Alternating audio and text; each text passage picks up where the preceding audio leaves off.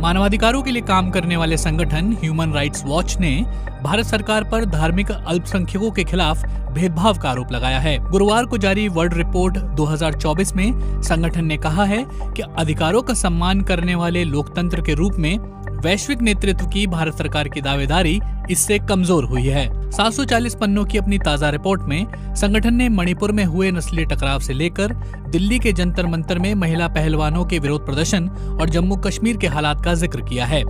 भारत इस तरह की रिपोर्टों को अतीत में खारिज करता रहा है। ह्यूमन राइट्स वॉच की इस ताजा रिपोर्ट पर सरकार ने अब तक कोई प्रतिक्रिया नहीं दी है। ह्यूमन राइट्स वॉच ने अपने बयान में भारत में बीजेपी के नेतृत्व वाली सरकार को हिंदू राष्ट्रवादी सरकार कहा है। संगठन की एशिया उपनिदेशक मीनाक्षी गांगुली ने कहा, भाजपा सरकार की भेदभावपूर्ण और विभाजनकारी नीतियों के कारण अल्पसंख्यकों के खिलाफ हिंसा बढ़ी है। इससे डर का माहौल बना है। सरकार की आलोचना करने वालों में भी डर पैदा हुआ है। रिपोर्ट में कहा गया है कि 2 हिस्सों में जारी की गई एक डॉक्यूमेंट्री को लेकर सरकार ने दिल्ली और मुंबई में मौजूद बीबीसी के दफ्तरों पर छापे मारे। ह्यूमन राइट्स वॉच के रिपोर्ट में कहा गया है कि जुलाई में हरियाणा के नूंह में हिंदू धर्म मानने वाले कुछ लोगों ने एक जुलूस निकाला, जिसके बाद इलाके में हिंसा तेजी से फैली। रिपोर्ट में यह भी कहा गया है कि सरकार ने मुसलमानों के विरोध में कार्रवाई करते हुए कई मुसलमानों की संपत्तियों को तोड़ा और उन्हें हिरासत में लिया गया। बीते साल मई में देश के पूर्वोत्तर राज्य मणिपुर में वहां के बहुसंख्यक मैतई और अल्पसंख्यक कुकी समुदायों के बीच भीषण हिंसा शुरू हो गई।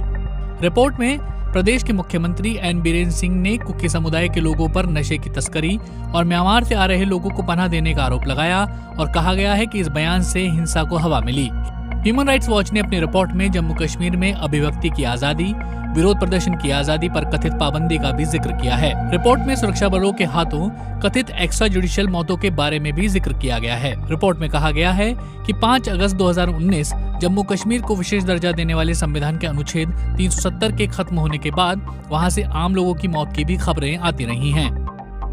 बीते साल भर देश के मीडिया में कुश्ती महासंघ के पूर्व अध्यक्ष और बीजेपी सांसद ब्रजभूषण शरण सिंह के खिलाफ महिला पहलवानों का विरोध प्रदर्शन भी चर्चा में रहा।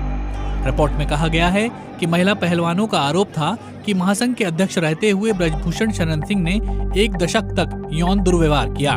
इन महिला पहलवानों में ओलंपिक पदक विजेता खिलाड़ी भी शामिल रहीं।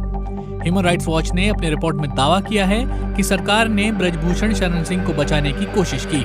ह्यूमन राइट्स वॉच करीब 100 देशों में मानवाधिकारों से जुड़ी नीतियों और उन पर होने वाली कार्रवाई पर नजर रखता है। इसी के आधार पर वो अपनी सालाना विश्व रिपोर्ट तैयार करता है।